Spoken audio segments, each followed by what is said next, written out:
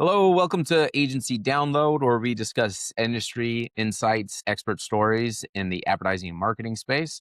Today, we have the honor of hosting Don Poe, CEO of People Productions and an expert in sales enablement and B2B marketing. Thank you for joining us today. Thanks for having me. Happy Thanksgiving week. Yep, happy Thanksgiving.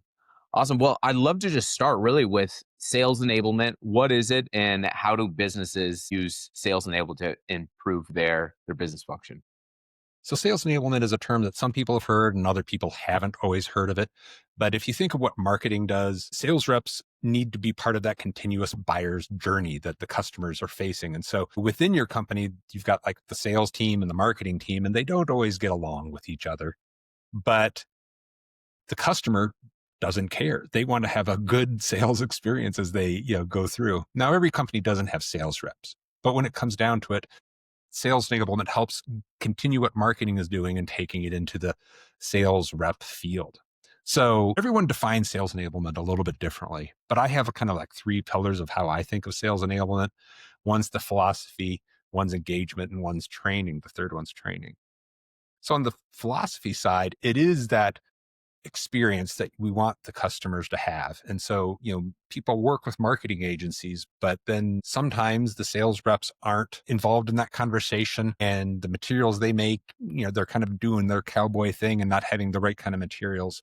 And so it's just kind of coming up with a smooth process within a company so that marketing and sales get along and that as a customer moves through the buyer's journey, that they have a smooth process throughout all of that. The second part is engagement. We've all been killed by PowerPoint before and seen presentations that are awful.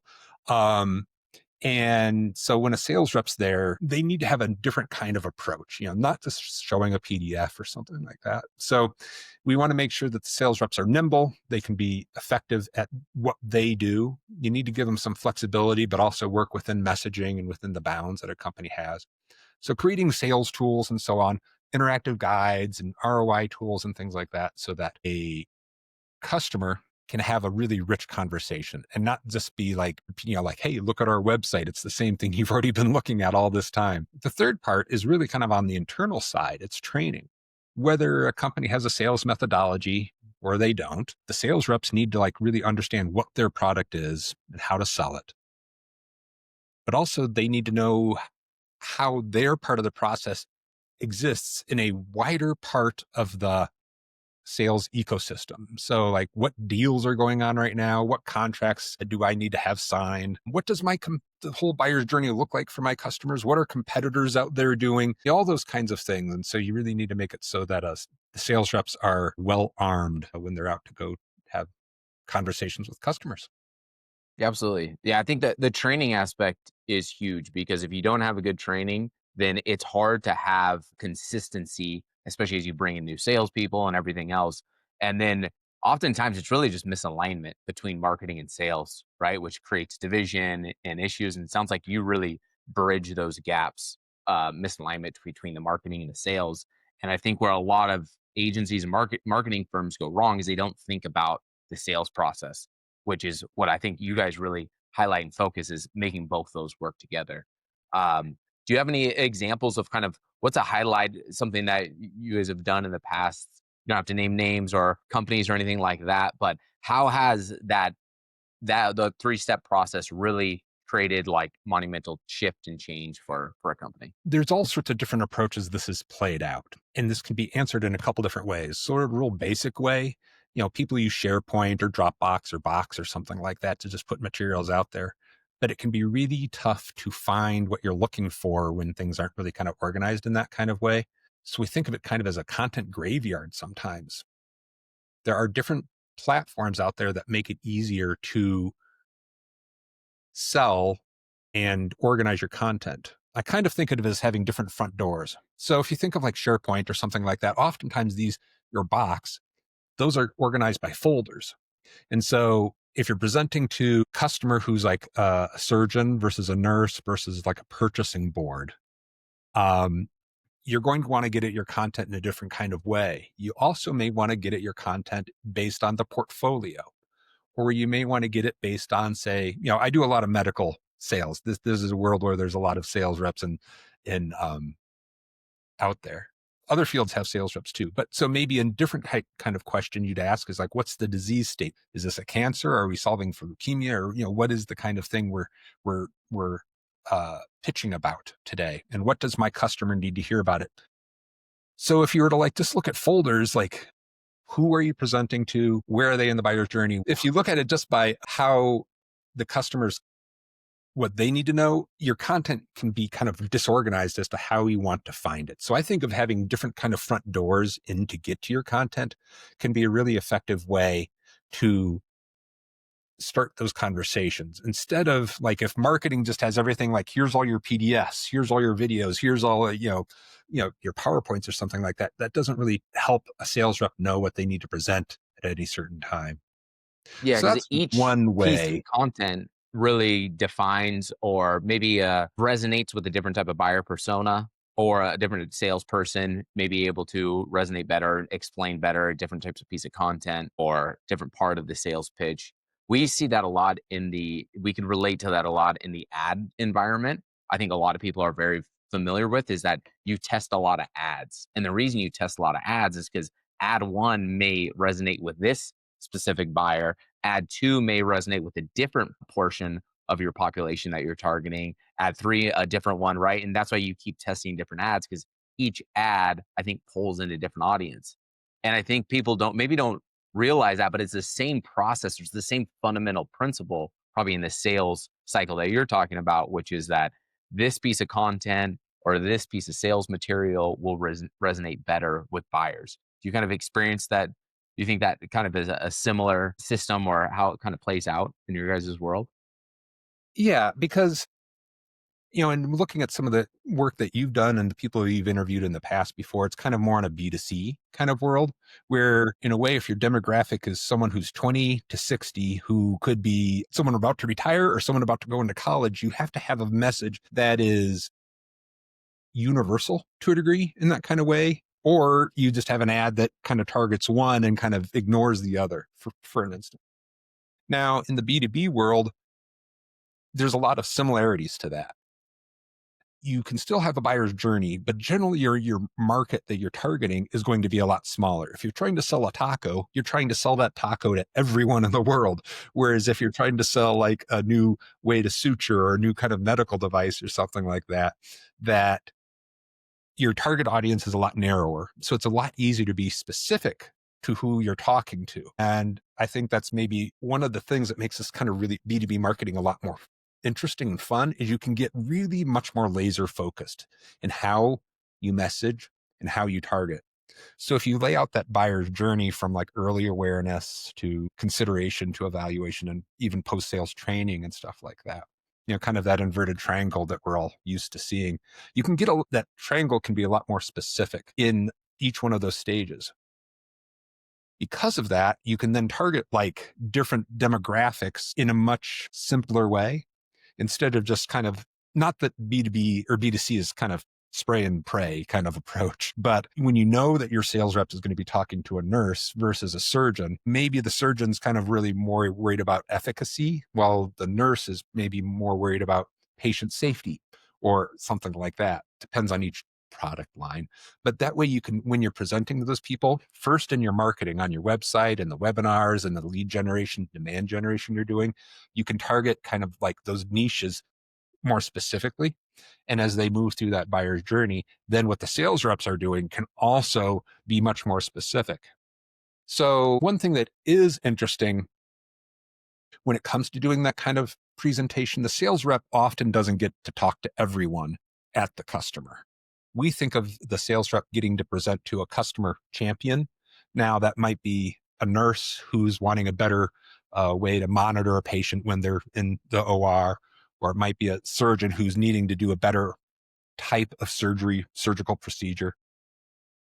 But generally, all those then have to present to like a purchasing board or something like that.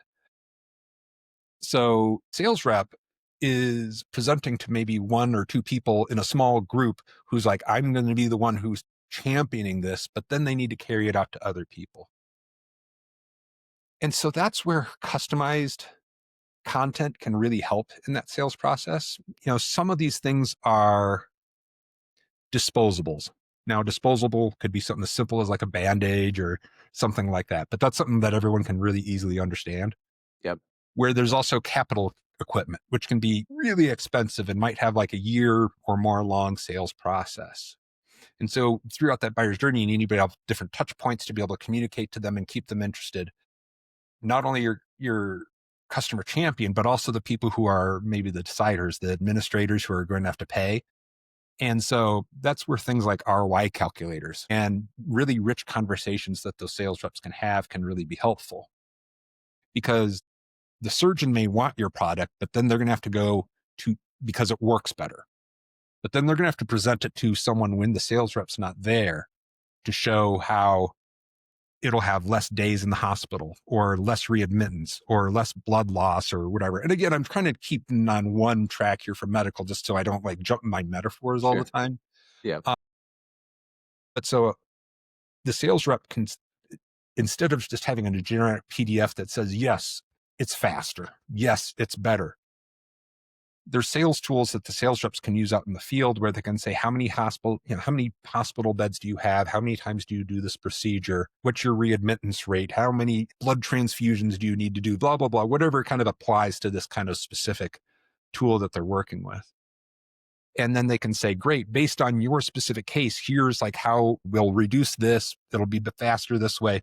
And they can put dollars and cents to that specific facility versus just saying, yes, we're 25% better. They can say, well, because you do it in this kind of way, they can apply those returns in a much more specific kind of way. And it really arms the customer champion at your client with tools that they can present to carry their case forward, because the sales rep's not going to be there in those calls with the purchasing board or the administration always. So it helps the customer champion be able to make their own pitch in a stronger way. Yeah. So yeah, really understanding who are the other stakeholders and decision makers, and then giving the power to the individual internally to really sell them by either tools or additional resources, or what's the benefit or what's going to help navigate the admin or the executive or other stakeholders that are making that decision. Yeah, that's great. So you look at not only just the direct who you're selling to, but everybody else around them, and how do you champion that individual to sell and provide all the feedback, all the info they need to make a collective decision, because usually these decisions aren't just made individually, but it's made as a group for a lot of these B2B Yeah, you can companies. imagine like a lot of healthcare facilities aren't even one hospital; they're a whole chain now. So you need to like show this efficacy across, and there's those facilities need to train, and it's a big deal for them to make to move that boat to do something new. Yeah, absolutely. I think a lot of agencies can relate to that too. Other agency owners where they're trying to, because agencies are also in a B2B market, right? All marketing agencies, ad agencies, creative agencies, all of them are in the B2B space. They are selling to other businesses. So how have you seen how do you adapt that to a different market, or how would you what would you recommend to a younger agency that's starting up or getting in, trying to grow, is relying a lot on referrals, but is trying to expand beyond that, of how do you use sales enablement for an ad agency? For ourselves in a way. And when you're thinking about smaller agencies who are just getting started, oftentimes it's like the CEO who's doing the selling themselves, and how to make it so that the rest of the agency who's doing that kind of work knows what their message is and how everyone can become a sales rep at a certain point. You're going to be at that party and they're going to say, hey, what do you do? And you're like, I am not just a designer. I am not just the copywriter. But to talk about like to grasp that kind of question and really inspire people of like just the magic that we all really do. Marketing doesn't always have the greatest rap out there, but it is important because we can make changes in people's lives, and the status quo doesn't always work well. And so there's better things out there. And I'm originally from Iowa. And so like there's this movie called The Field of Dreams. And now I'm maybe dating myself a little bit here. Great movie. But they have a concept of build it and they will come. And that doesn't happen. If you've got a startup that needs to get the message out there with your new product, you do need marketing to get out there and to thrive. So from a little start from a startup agency or a new company who's trying to grow, having these types of tools that people know what they do but they don't always know even what the whole facility does or what the left hand and right hand or what all like, they're working with that client. I'm working with this one. I don't know. So these types of internal training tools, just so that everyone knows what the message is of the agency. And so they can communicate it and say, they don't get out of their own little window of what I do to what does the firm do. And that can help open up doors because if like say a designer's only looking like I'm good at this, but like really the agency does all these other types of things. That's where kind of the magic can happen when you're kind of just doing that networking and growing. And so that's just one approach for a way that an agency can kind of even turn their own B2B sales on at a higher level. Yeah. Yeah, great example because, like, everybody has an impact or everybody meets people, and if everyone's trained on what the agency does, the sales messaging, the marketing messaging, then you never know what doors and opportunities open. I would like to pivot a bit and talk a bit about your origin story because I can relate a lot. I started as an intern. You mentioned you started out as an intern in your company and then rose up and now are CEO. Could you kind of break down, share with us of how you got started, and then how you've grown to where you are now? Yeah, it is kind of a fun story. My at college, they always say, get an internship. And so I was following that. And I worked first at one facility, United Artists Theaters, as they were trying to like get daytime business people to come to the theaters to use United Artists Theaters as a meeting place. This is like in the 90s. So this is before Zoom and everything like that. So they were just trying to like monetize the theaters during the day.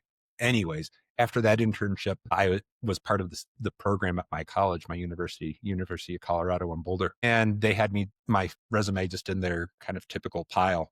And so people would apply to, businesses would apply and be like, hey, we need interns. And so the place that I'm working at now applied and said, here, you could fill out all this packet and get all these people who would be interested in applying. Or here's this one typical resume, just so you can kind of see what these people are like. And that was me. And so my previous boss, the previous owner, was like, well, why am I going to fill this out? I could just call this guy and see what he's like. And so I didn't even apply for my job. And I ended up becoming an intern. I was lead editor for 12 years, and then vice president. And over time, I ended up buying out the previous owner and he was ready to retire. And so now I went from intern to owner of an agency. And I've been here 30 years. And let's just say I couldn't legally drink before I started. So it's been kind of an interesting journey to see all these different roles. One thing I really like about it is like my doors open as I went from editor to project manager to I could see how things worked in a much bigger way. And I think there's ups and downs to it. I would have gotten different knowledge from job hopping a lot, but by being in one place, I know it so well. I know every customer we've ever had, and I can pull out like a demo instantly from anything we've ever done. Yep, absolutely. Yeah, that stability. It kind of reminds me of like the legacy like NFL football coaches. You used to have football coaches that were they ran the team for 20, 30 years and they knew the organization, they knew the team, they had a long time to build. And now sometimes I think especially the younger generation wanting to job hop so much is you don't get ingrained into a system enough to even really learn it that well. It's like it's really hard if you're leaving jobs every 6 months to a year, every 2 years to really get ingrained in any type of system to really learn it well enough to grow within it. And so I think that's a great story of like one, you didn't know when you're starting off, you had no idea what door that was going to open up, that you were just invited to join as an intern. And then that opened up, a whole career from that, which is amazing. And I think so many people, I think, disregard the internship, but the internship is so valuable because working alongside other professionals and learning from them is the most valuable thing you can get. I think I got more out of my internship when I was a senior in college than I did out of my four-year college career, Mhm. just because you learn so much from other people about real work and what you do on a day-to-day basis. Do Maybe you in the still big have a, go ahead? Oh, sorry. Just in the big picture, I also success looks different to different people, Yeah. and uh, follow your own journey. One of our interns who used to work for People Productions now is one of the editors for David Fincher, and he's like done amazingly well. I'm so proud of him and what he's done. I still talk to him from time to time, but I live in Boulder and I can run to work and I have kids and I get out of work for an agency that like the fact that I leave generally at 5:05, or maybe I don't leave because I work from home so much now I just close the laptop and just like call my day done is really rare for an agency kind of life. And so I've been able to by following what I want, I've gotten to craft what success looks like to me because it can be different for everyone. And so follow, maybe some like nuggets of wisdom is like money's great, balance and enjoyment. And there are other ways to enjoy life. 100%. Yeah. Follow your intuition of what you really want. Really think through what you want. That's what I always tell younger people entering the advertising marketing space of like, what do you really want in 5 years, in 10 years, in 15 years? What type of environment do you want to work with? What are the type of people you want to work with? Where do you want to live and where do you want to work? All those things have a really big impact on what decisions you make because there's nothing wrong with definitely of working somewhere, learning and moving on from that. But I think oftentimes now people leave too early. They leave too soon to go chase maybe a little bit higher pay or a different opportunity, or they just get bored, or they don't feel like they're getting the growth or the getting to that next position or the next title. But you learn so much, I think, when you really stay close with a core group of people in an agency. Yeah, I've gotten an impact change. Like we've changed systems and, you know, because I do know so much about how this works. Like when I took over from the previous owner, I was like, I need to change our chart of accounts. I need to look at the books in a different kind of way. And I came in and I knew exactly. Yeah, I hadn't job hunt and like seen how other people did it, but I knew what I wanted to look at. So I like that's just one instance of like, changing our chart of accounts or our project management software or whatever, which seems to Absolutely. always be like a challenge, PM software. Not the most fun part of the business or business work that has to be done. What do you kind of see as the biggest challenges, opportunities right now in the advertising and the sales space that you work? Well, can't ignore AI as one of them. And so I remember about a year ago, everyone was like, the sky is falling to a degree because like what AI was going to portend. But now I think people are really starting to realize that it is just a tool. And at least we have a few more years before things really, really start to change in a maybe bigger way. So I'd say AI is one of the bigger challenges. With I think will also come an opportunity. People keep talking about AI slop. And even this morning, I was looking at some funny little thing about this video that never could have been made before. But I think there's some opportunities in this as well, because what we see becomes more magical, more unique. Anything's always been possible, but now you can just like do it in 30 seconds. Um, I think there's going to be a bit of a shift. At least I'm hoping that more authentic types of conversations happen and that case studies and user generated content and these kinds of real things still come to a forefront because anything can be possible that it's going to turn into pablum and generic. And we're all going to get detuned to just like how awesome everything starts to look. I wasn't necessarily part of the desktop publishing industry and like how that changed, but like in a way, there's some analogies to this where back in when Quark and everything came out and people could start doing like their own PDFs or, this is before, their own brochures and stuff. Anyone could do it because the software is there, but it wasn't very good.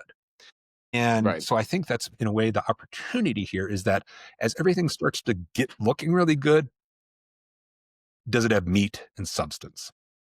And that's where I think having these more authentic types of content that we can create will, in my eyes, hopefully win the day because there will be a place for content that can be just so easily made in Canva or whatever. Like in a B2B world, customers still want to see what you do, what a new product can do applies to them. And so seeing those case studies from like what other companies have done to use this or how it's been implemented in other kinds of ways or best practices taking a step back, we're all trying to like do best practices with AI right now in our industry. And we're all looking to each other like, how are you doing this? And what's that company doing? And so on. That is just case studies that we're all really looking for to really like, how do we make AI work better to smooth our processes and stuff like that? So our customers are going to want that too. And it's not always AI kind of coming up with it. It's like real people still living in the world before we Yeah. turn into the matrix. Absolutely. I mean, we already really are. I think a lot of ways is that it just allows us to do so much more faster and at a lower cost. And I think that's probably the upside is that not everything is just purely AI driven, but it's human, it's more human plus machines, which we're already doing, right? everything used to be designed by hand and paper. And then we got Adobe. We got, that created a digital opportunity to create things faster, cheaper, and more scalable. And my hope, and I'm a very much an optimist, is that I think we'll just see the continuation of that with these technologies, that they're not going to take over everything like a lot of I think the doomsday type people think they are, is that you're still going to need strategic minds to know how to use them, and that it's going to allow people to do more. And like something we talked about earlier is that you need like more personalization maybe in your sales cycle of how to sell to different stakeholders. Is that maybe the AI allows, because you can do so much more, is that you can create faster, better pitches and approaches of how to sell to different stakeholders. So you can create more personalization throughout your marketing, your sales cycle that you weren't able to do previously. And now, because you can use AI because you can produce so much more, as long as you have a strategic thinker and knowing how to use it, then you can produce more specific personalized content that sells better, that markets better, and does more. So it's just that leverage. We're getting more leverage per person that uses AI rather than AI just taking over everything and making everything the same. I think you can still make things differentiate and have a human element to it. It's just that instead of one person working by themselves, it's like they have an army or a team behind them, because AI, the LLMs, can produce so much content along with a strategic thinker. That's what I'm hoping it kind of works out, is that you have strategic thinkers that are using it for tactics. Yeah, I think jobs will change, but it's not like we won't have jobs. Yeah. Somebody's gonna still have to do it. I mean, I already talked to so many brands right now that, like, a lot of the ad platforms have gotten we live in the ad and media buying space. And the ad platforms have gotten significantly better at optimizing ad campaigns. That doesn't remove a need for a media buyer, because somebody still needs to know how to manage each individual ad platform, set it up for success, make sure all the integrations are set up, make sure everything's created the way it should be created within the ad platforms, and then know how to let the ad platforms do their magic and the power of their algorithm, which is all AI driven now at this point. What it has removed is all the need for manual optimizations that we used to do by hand. We have to have individual media buyers. So I think what's happening is you're going to get this compression of brands, and knowing that these ad platforms have gotten significantly better. We don't still want to do it and manage it. We still need an expert to manage the ad platforms. But the agencies that are managing those ad platforms can do so much more for less now.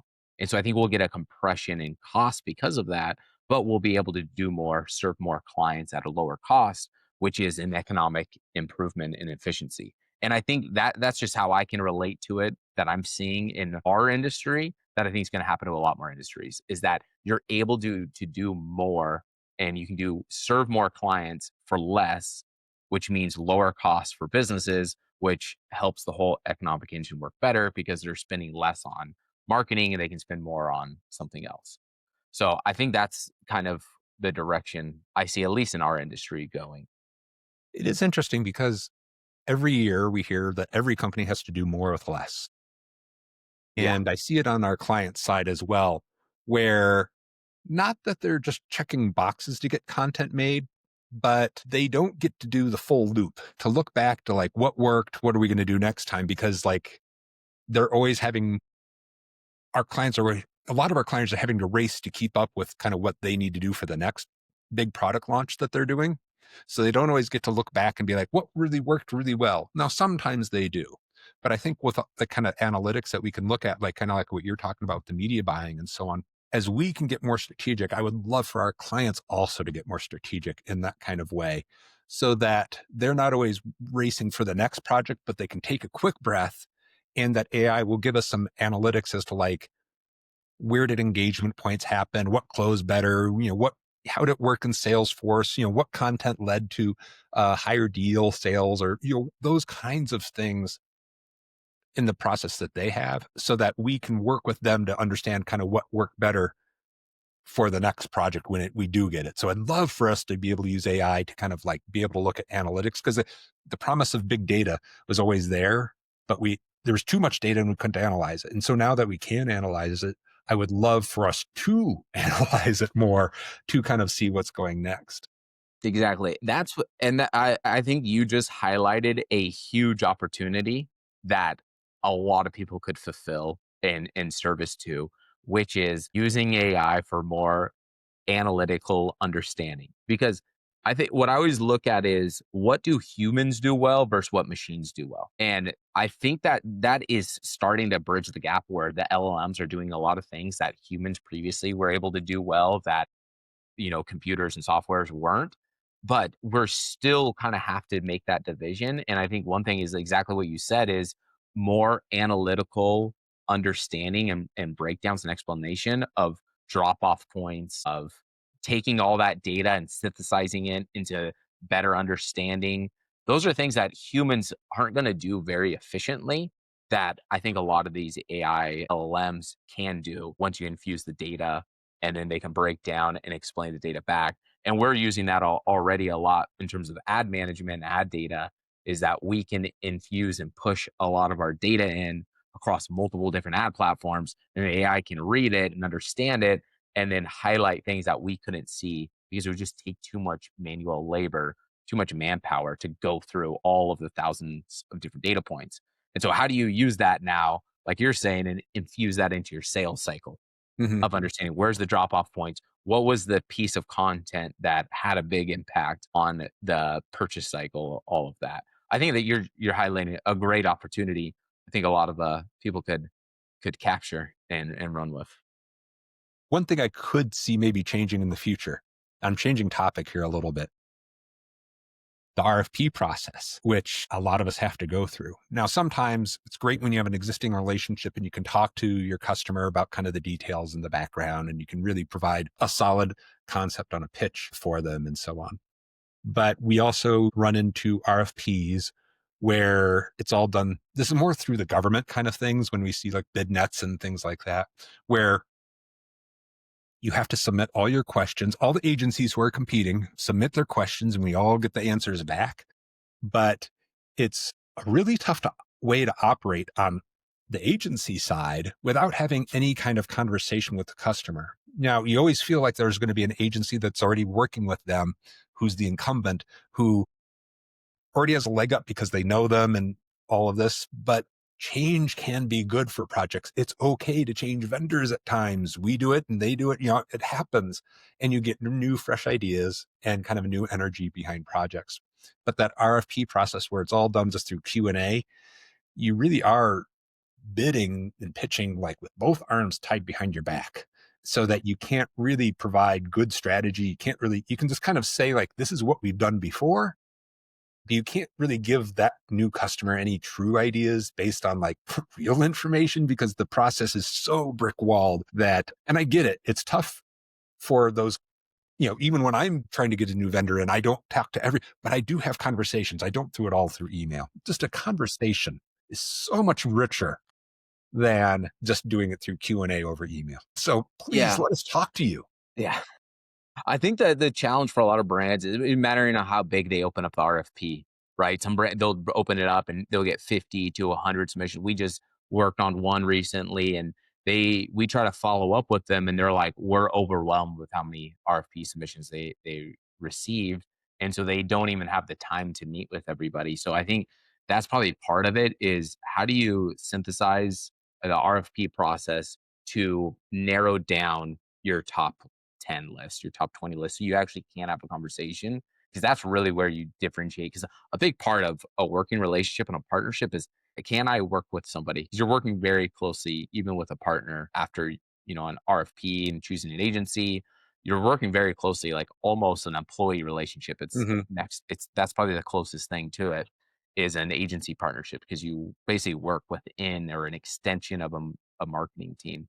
So I think that's definitely, I see a big challenge there. So maybe they have a way eventually of, yeah, using some LLMs to synthesize all of the RFP submissions and then creating a top 10 list and then having the conversation, because that relationship's key.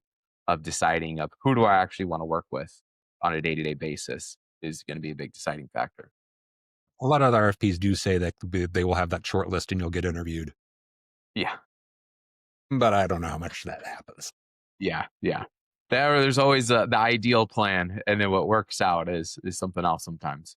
But I'd love to ask if you could give yourself, your younger self, advice earlier in your career, maybe when you're internship or a couple years into working at People Productions. What would that advice be to help guide you through the next chapter? Well, maybe one advice I'd say is buy more Apple stock, buy more Nvidia, buy some Google stock. uh, but there are so many different types of roles out there in the agency world and just in-house freelance as an agency. There's just so much work and types of roles that exist in this world. And going to college, that was one thing that was helpful, was just getting like a quick peek behind the curtain. Is just the diversity of roles that were really out there. Now, going even back before my internship, I was doing animation in middle school and high school on the kind of computer I had. And I learned to video edit in high school, and I was doing, still now pretty decent stuff for a high schooler.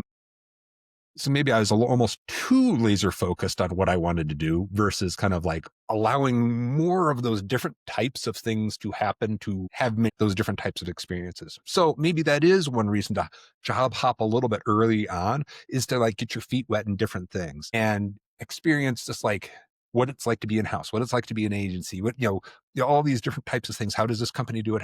How does that company do it?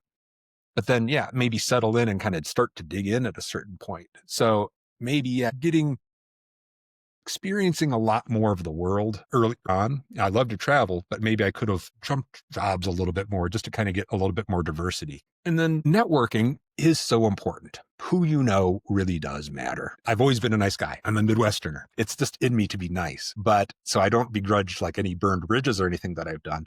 But it is always really just important to get a really wide network and help each other. And I think that's maybe one of the best things about life in the world, is helping everyone lift each other up.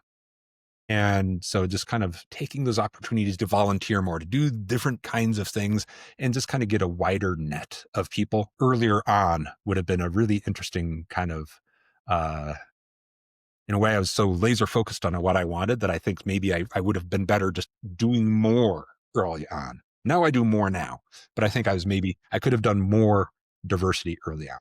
Sure. Yeah, it still sounded like it worked out great for you. But yeah, I think definitely those doing those different things and opportunities, those really worked hand in hand of the two things you mentioned, which is like try and test and learn and work in different environments. And then that also relates directly to networking and building relationships, because at every place you go to, you meet a new group of people, and you never know what that person that you meet in those different scenarios, how that's going to evolve over the years and develop into a partnership or something else down the road. So my sister always told me, she said, you're always on an interview. Of anytime you meet somebody, that's why you always put your best foot forward. You always engage, you be nice, you always give value first, which I'm a big believer in, is like give first, always give first, and expect nothing in return is the best way to go, and you'll get far more than you could ever dream if you give first. But I think those two things go directly hand in hand, that you said, is like if you experience a lot when you're younger, you'll build and you'll plant seeds of relationships that are going to pay off over the long run. Yep. And keep in touch with your old college buds and all this kind of Yeah. stuff. It's just interesting to see some of what the people that I have known, what they've done now. And I'm just so happy with everyone. My friends are doing awesome stuff. It's so cool. Yeah, actually, I would have actually even been in the advertising marketing if it wasn't for a college friend that was like highlighted it to me. I went to San Diego State University. I was going in for journalism. My goal was to be a sports writer, and I wanted to work for ESPN. Like that's what I was going for. But this was like right after 2008 financial crash. Everybody was talking about the collapse of all the journalism market and all the newspapers and everything else. And then I had a friend that was in the journalism advertising program, and I went to some of those classes and then fell in with it and then got an internship, and then that turned into a whole 15-year career in advertising and marketing space, all because of that one conversation with a friend in college. Changed the whole trajectory of my life was because of that. So college, those experiences, those relationships, all you need sometimes is a one word or one door to open for it to change your whole life and trajectory. So definitely What sport were those you relationships following are back then? key. Were you going to be a football guy, or what was you going to be your? Yeah, football and basketball. I was obsessed with. I'm too small to play, so I was going to go right and talk about it. Was my goal was to work for ESPN and be a sports writer. But it worked out. I look at analytics and data and market and everything in a different way from a marketing and advertising standpoint. So took some of those skills and carried it on. What do you think?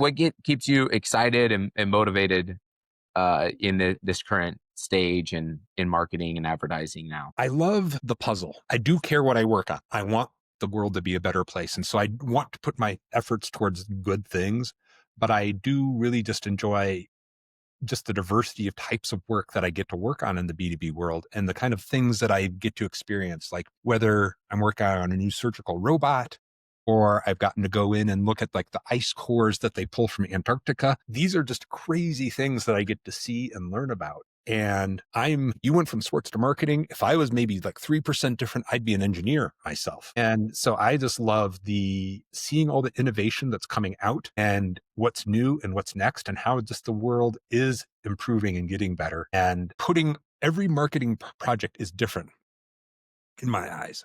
We can apply learnings we've done from other ones to this one, but it's still a new case. There's always going to be something a little bit unique and different from the previous one. And how do we take what we learn and innovate in something new and not repeat ourselves, but learn from what we've done before?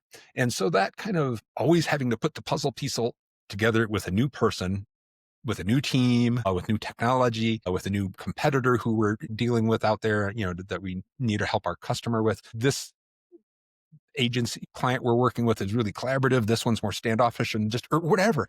It's always a different kind of way to handle it. And so just the interpersonal aspects of getting all this done, our team changes and evolves over time. There's so many variables to every single project, and kind of keeping that reinvention is really exciting and a lot of fun to me. Yep, absolutely. The hunt to solve problems. That's a big, great motivator. I feel that myself. So I love that. And I totally align with that. Awesome. Well, thank you for your time today, Don. Could you share with how people could connect with you or work with you? I'm at peopleproductions.com and I'm don.poe at peopleproductions.com. Nice and easy, Don Poe. And I'm on LinkedIn, and I do just love to network and chat. And I am very giving of my time just to help people out. So if you have any questions, I'm always here. Awesome. Thank you so much, Don. Have a good one. Thank you. Bye bye. Bye.